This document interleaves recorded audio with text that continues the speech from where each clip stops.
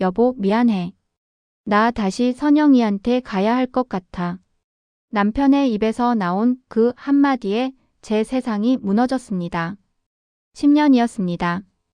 애 둘 딸린 남자와 결혼해서 친자식도 아닌 아이들 밥 먹여주고 옷 입혀주고 학원비 대주고 번역료 받아 가족 먹여 살리고 남편 출판 사업 미천 대주고 빚 갚아주고 제 청춘을 다 바친 10년이었습니다.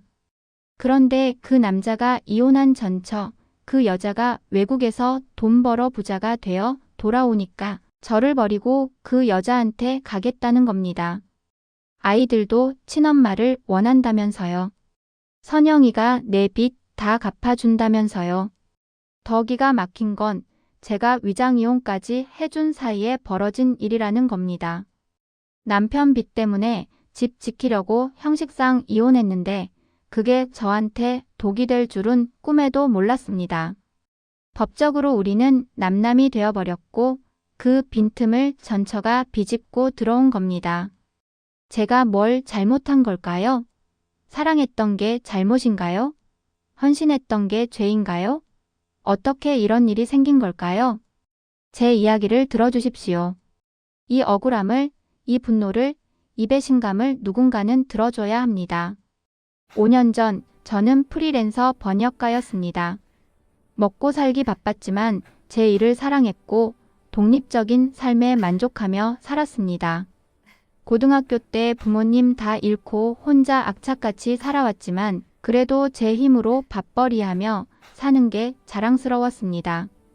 그날도 출판사에 석 달째 밀린 번역료 200만 원 받으러 갔다가 그 사람을 만났습니다. 김재현 작은 출판사 사장이었죠. 정말 죄송합니다. 요즘 출판업계가 너무 어려워서 번역하신 작가분께도 아직 못 드렸어요. 일주일만 더 기다려주시면 안 될까요? 사장님도 힘드시겠네요. 알겠습니다. 일주일만요. 안타까운 마음에 일주일만 기다려주기로 했습니다. 그런데 놀랍게도 약속한 날 그 사람이 제 집 앞까지 찾아왔습니다.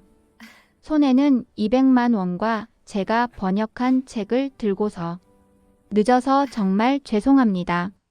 선생님, 이 책 정말 감명 깊게 읽었습니다. 잘 팔리진 않았지만 내용이 너무 좋더라고요.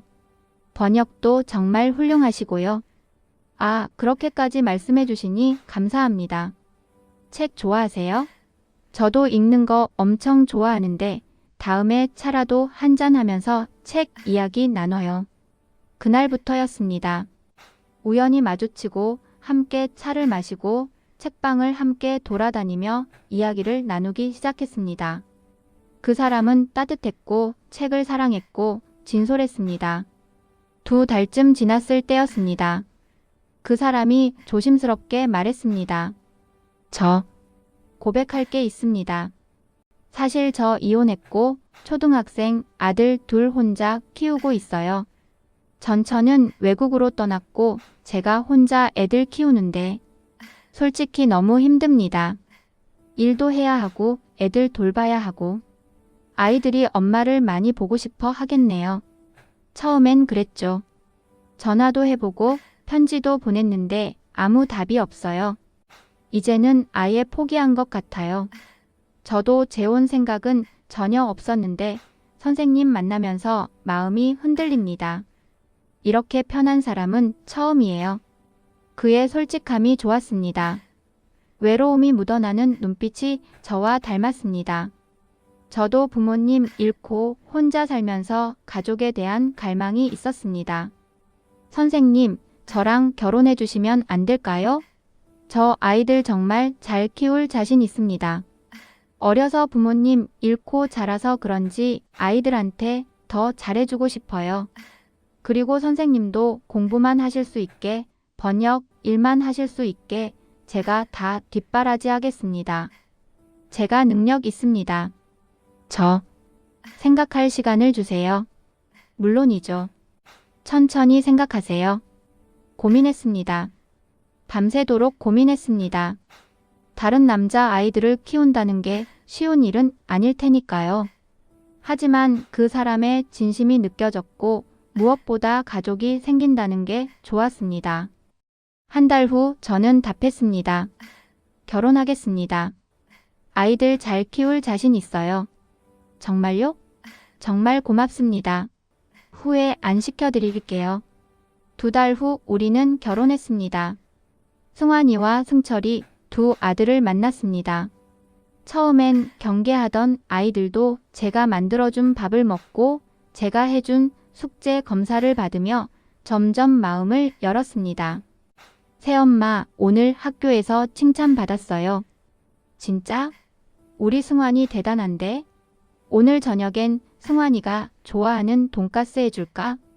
와, 좋아요. 행복했습니다. 완벽한 가족이라고 생각했습니다. 그때는 몰랐습니다. 이게 제 인생 최악의 선택이 될 줄은. 이 남자가 저를 이용할 도구로만 생각했다는 걸. 사랑이 아니라 필요였다는 걸. 결혼 후 제 삶은 완전히 바뀌었습니다. 새벽 5시에 일어나 아이들 도시락 싸고 학교 보내고 밤늦게까지 번역 일하고 집안일하고 쉴 틈이 없었습니다. 여보, 러시아 발레단 공연표 좀 끊어줄 수 있어? 승철이가 발레 배우는데 실제 공연 보면 도움이 될 것 같아서. 얼마예요? 둘이 100만 원 정도 하는데. 알겠어요. 제가 이번 달 번역료 받으면 끊을게요. 고마워. 당신 덕분에 애들이 정말 많이 배우고 있어. 며칠 후였습니다. 여보, 승환이 피아노 콩쿠르 나가는데 의상을 맞춰야 한대. 150만 원 정도 든다는데. 숨이 막혔습니다. 지난주에 100만 원 썼는데 또 150만 원이라니. 저번에도 100만 원 썼잖아요. 이번 달은 좀. 그럼 됐어. 승환아, 너 이번 대회 안 나가도 돼. 엄마가 돈이 없으시대. 아빠, 나 꼭 나가고 싶은데. 아이의 실망한 얼굴을 보니 가슴이 찢어졌습니다. 알았어요. 제가 마련할게요. 승환아, 걱정하지 마. 새엄마 최고. 사랑해요. 계모라는 편견을 깨고 싶었고 아이들에게 진짜 엄마가 되고 싶었으니까요. 그래서 제 적금을 깨고 밤을 새워 번역 일을 더 받고 돈을 벌었습니다. 그런데 시간이 지날수록 남편의 요구가 더 노골적으로 늘어났습니다.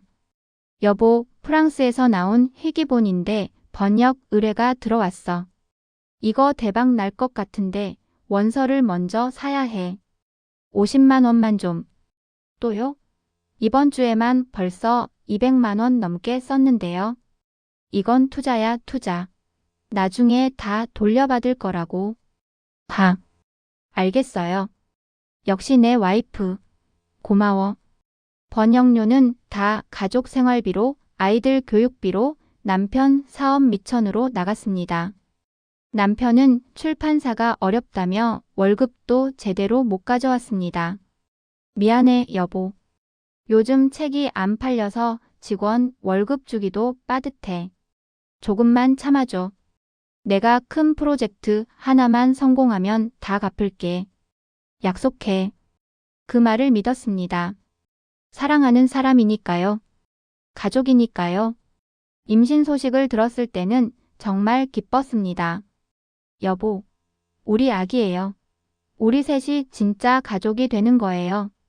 그래, 정말 고마워. 우리 딸 낳자. 딸이면 좋겠다. 저도요. 아들 둘의 딸 하나면 완벽하겠어요. 딸 민지를 낳았습니다. 승환이와 승철이도 동생을 정말 예뻐했습니다. 새엄마, 아니 이제 진짜 엄마죠? 동생 너무 예쁘다. 그래, 우리 승환이. 고마워. 완벽한 가족이라고 생각했습니다. 힘들어도 행복했습니다. 하지만 그건 제 착각이었습니다. 남편에게 저는 돈 벌어다 주는 기계였고 아이들 돌보는 가정부였고 필요할 때만 쓰는 도구였습니다. 사랑은 처음부터 없었던 겁니다. 여보, 이번엔 진짜 대박이야. 노벨 문학상 수상작을 한국에 단독 출판할 수 있게 됐어. 남편이 흥분해서 말했습니다. 정말요? 잘 됐네요. 그런데 출판 비용이 좀 들어가. 판권료, 번역비, 인쇄비, 마케팅비 합치면 3천만 원 정도 필요해. 3천만 원이요? 큰 돈 투자해야 큰 수익이 나오는 거야. 노벨상 탔으면 무조건 팔려. 이번만 성공하면 우리 완전히 펴. 승철이 유학도 보낼 수 있고 새 차도 사고 당신도 번역 그만두고 쉴 수 있어. 고민했습니다. 너무 큰 돈이었으니까요. 하지만 남편의 간절한 눈빛을 보니 거절할 수가 없었습니다. 알았어요. 제 적금 다 깨서 줄게요. 역시 내 와이프. 사랑해. 그렇게 제가 10년 동안 모은 돈 3천만 원을 남편한테 줬습니다. 그리고 6개월을 기다렸습니다. 하루하루 기대하며 희망을 품으며. 결과는 참담했습니다. 망했어. 완전히 망했어. 퇴근한 남편이 술에 취해 비틀거리며 들어왔습니다. 여보, 무슨 일이에요? 책이 하나도 안 팔려. 억지로 서점에 깔아놨는데 전부 반품당했어. 3천만 원이 한순간에 날아갔다고. 그럼 우리 돈은요? 다 날렸지. 이제 어떡해. 거기다 출판사 운영비까지 밀려서 빚이 7천만 원이야. 7천만 원. 머리가 하얘졌습니다. 3천만 원도 큰 돈인데 빚이 7천만 원이라니. 당신 때문이야. 당신이 번역 일이나 제대로 해서 돈을 벌었으면 이런 모험 안 했을 거 아냐. 제가요? 제가 번 돈으로 가족 다 먹여 살렸잖아요. 시끄러워. 어쨌든 이제 망했어. 다 끝났다고. 술병을 집어 던지는 남편. 그날 밤 처음으로 남편이 무서웠습니다. 설상가상으로 승철이가 유학을 가고 싶다고 했습니다. 엄마, 나 프랑스 유학 가고 싶어. 교수님이 추천해 주셨어. 이번 기회 놓치면 안 된대. 승철아, 미안한데 지금은 집안 사정이 어려워서. 역시 새엄마는 새엄마구나. 친엄마였으면 절대 이렇게 안 했을 텐데. 친구들은 다 부모가 유학 보내주는데 나만 못 가게 하네. 승철아, 그게 아니라. 됐어요. 어차피 새엄마한테 기대한 제가 바보였어요. 친엄마가 있었으면 이런 일 없었을 텐데. 가슴에 칼이 꽂히는 것 같았습니다. 5년 동안 친자식처럼 키운 아이가 저한테 그런 말을 하다니.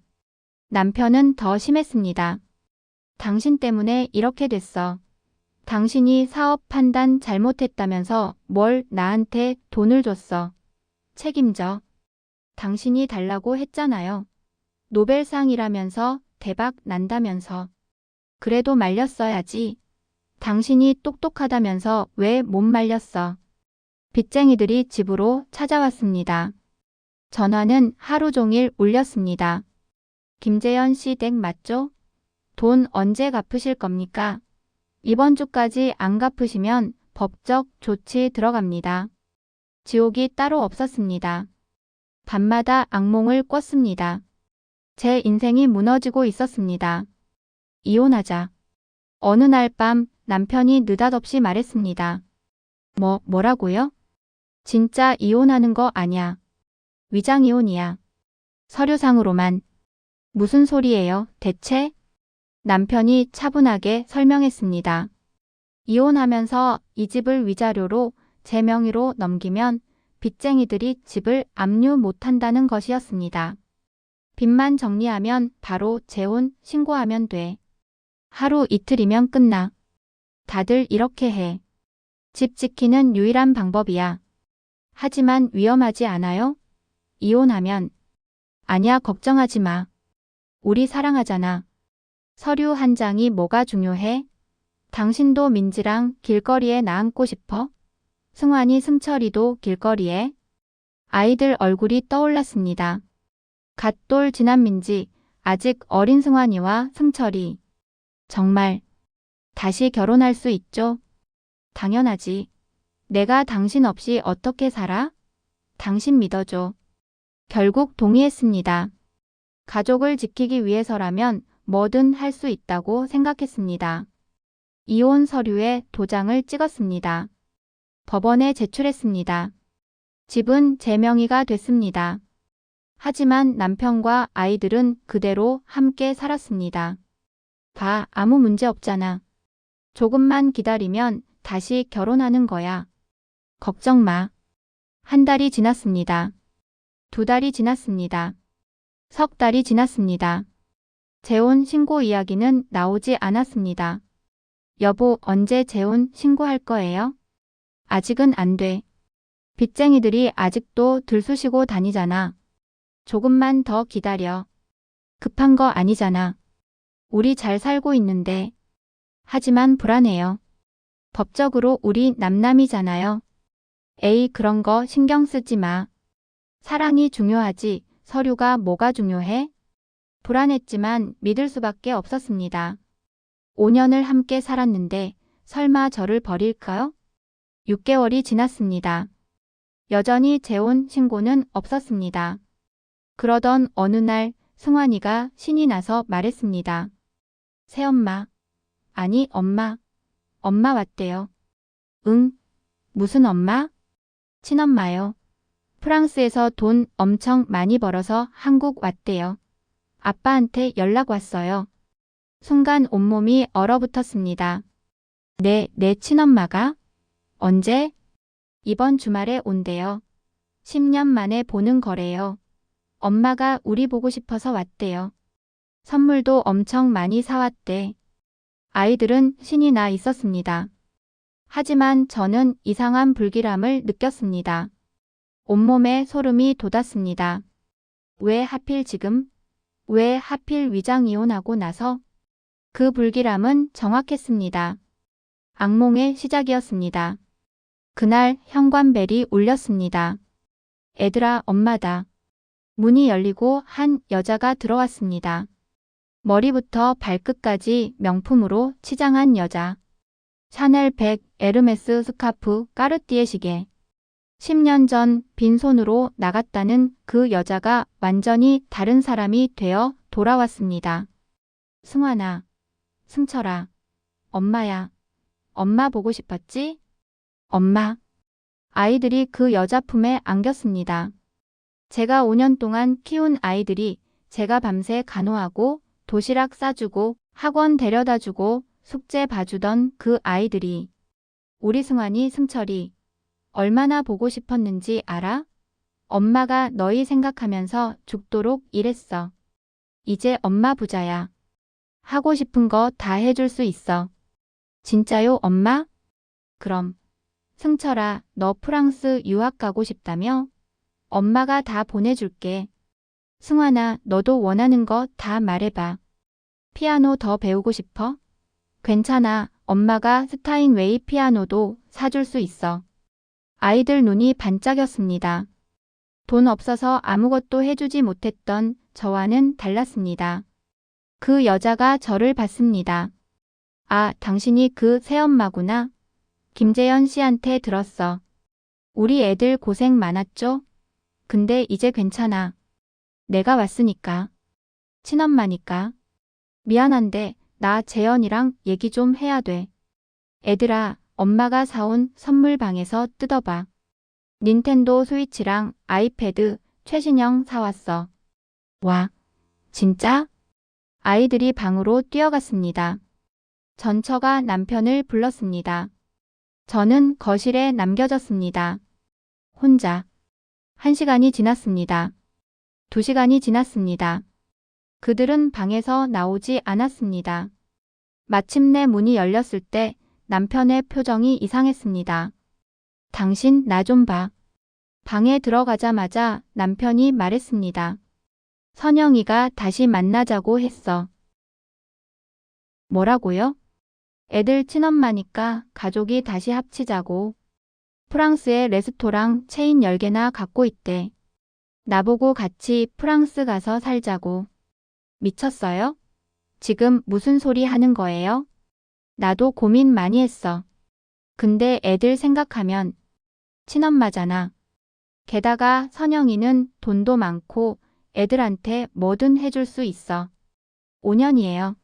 제가 당신이랑 애들 위해서 5년을 바쳤는데 지금 저한테 이러는 거예요? 제 돈으로 당신 사업 미천됐잖아요. 제가 번역하느라 밤 새운 거 몰라요? 미안해. 근데 이게 애들한테는 더 좋은 일이야. 난 애들이 최우선이야. 그럼 저는요? 민지는요? 우리 딸은 어떡하고요?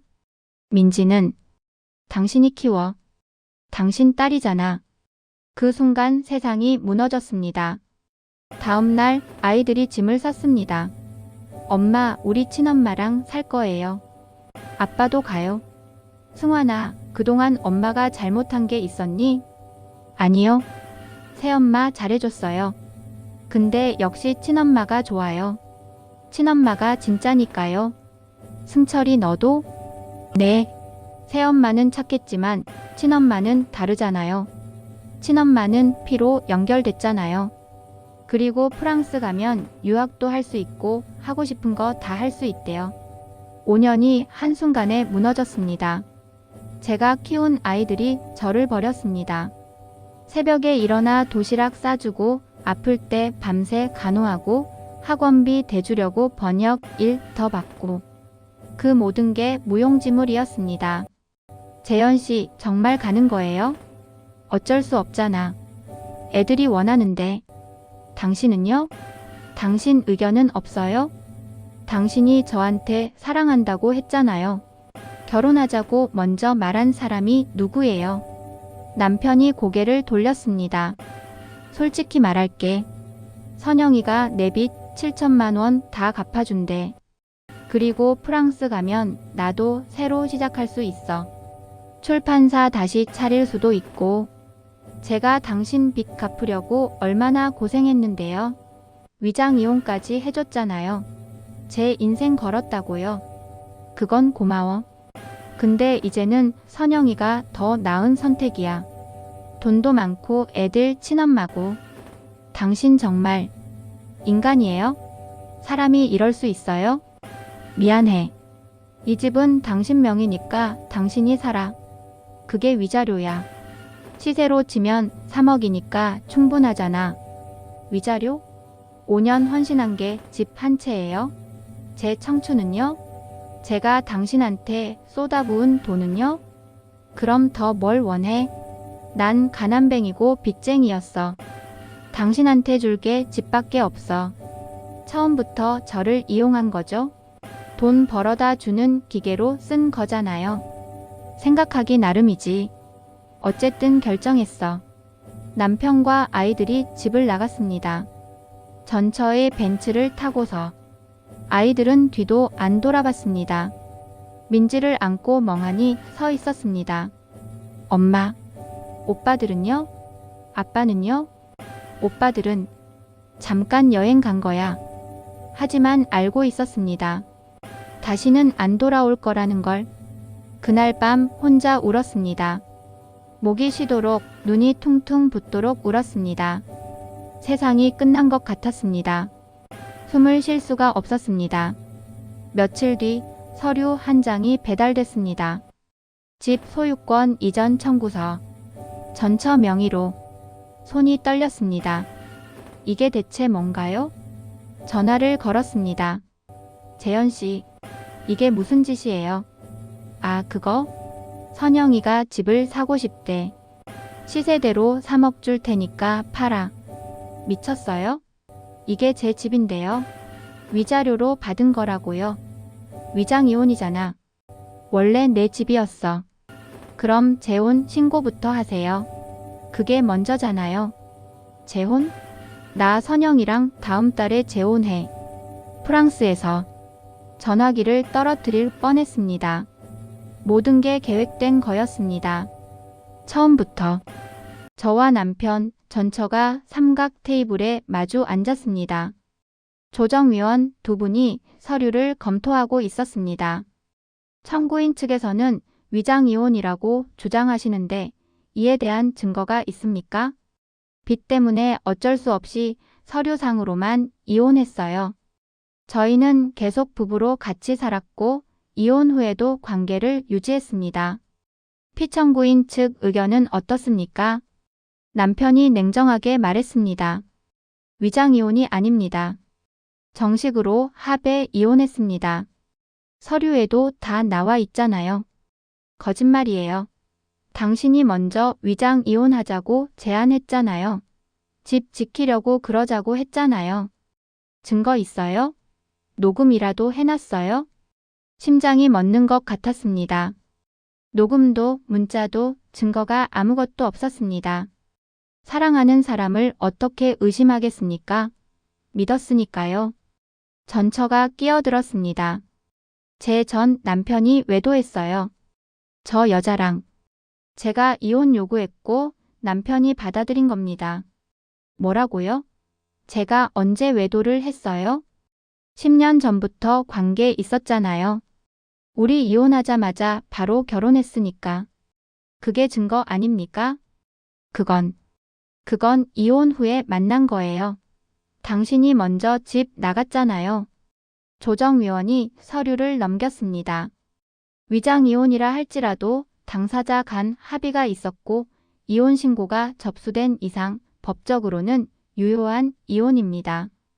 게다가 피청구인의 재혼 의사가 확고하기 때문에 조정이 어렵겠습니다. 그럼 위자료라도 제대로 받아야죠. 10년 동안 제가 번 돈이 얼마인데요? 계산해 보세요. 남편 사업 미천으로만 5천만 원 넘게 들어갔어요. 남편 변호사가 차갑게 말했습니다. 혼인 기간 중 생활비로 공동으로 사용한 것이고 이미 위자료로 부동산을 들였습니다. 시세 3억짜리 아파트입니다. 2억짜리 아파트가 10년 위자료예요. 5년 결혼 생활에 2억이요? 부동산 시세 확인해 보세요. 충분히 합리적입니다. 그 집은 제가 지킨 거예요. 위장이혼으로. 제가 없었으면 빚쟁이들한테 다 뺏겼을 거라고요. 하지만 법은 차가웠습니다. 감정은 통하지 않았습니다. 일단 청구인과 피청구인 간 합의가 이루어지지 않으므로 조정은 불성립으로 종료하겠습니다. 소송을 원하시면 별도로 진행하시기 바랍니다. 탁 하는 소리와 함께 조정이 끝났습니다. 법정을 나서는데 전처가 다가왔습니다.